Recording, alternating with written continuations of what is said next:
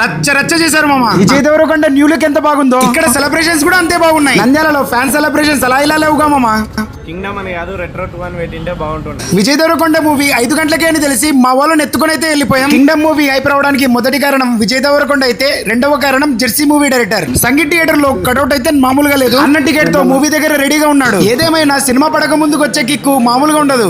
Next ఇక movie అయితే start అయిపోయింది. స్టార్టింగ్ సీన్ నుండి ఇంటర్వెల్ సీన్ వరకు మూవీ అయితే చాలా బాగుంది. ఫ్యాన్స్ అయితే మామూలు రచ్చ చేయలేదు. మామూలుగా ఇంటర్వెల్ లో పాప్కార్న్ అని, కేక్ అని ఇలా చాలా తీసుకుంటారు. మార్నింగ్ 5 AM బెనిఫిట్ షో కదా మామ. కాఫీ కోసం అయితే పోరాడారు. అలా ఇలా కాఫీ కంప్లీట్ చేసుకొని తర్వాత సెకండ్ హాఫ్ కి అయితే వెళ్ళిపోయాం. ఫైనల్ గా మూవీ అయితే కంప్లీట్ అయిపోయింది. నంద్యాల పీపుల్ కి ఎలా అనిపించిందో బయట రివ్యూ అయితే తీసుకున్నారు. బేకర్ బాయ్స్ విషయానికి వస్తే బాగుంది అండ్ సెకండ్ హాఫ్ కూడా ఓకే అనిపించింది.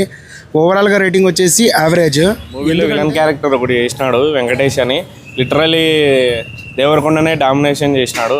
ఆ లెవెల్లో చేసినాడు యాక్టింగ్. మూవీ అయితే పర్లేదు, యావరేజ్. మూవీలో నాకు నచ్చిన విషయం ఏంటంటే first direction.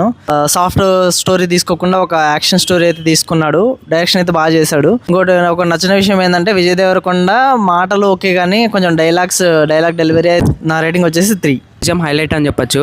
Vijay Devarakonda acting అయితే చాలా బాగా అనిపించింది. నాకు ఒక కొన్ని సీన్స్లో అయితే రోలెక్స్ క్యారెక్టర్ అనిపించింది. అయితే యావరేజ్ అని చెప్పొచ్చు. నా రేటింగ్ వచ్చి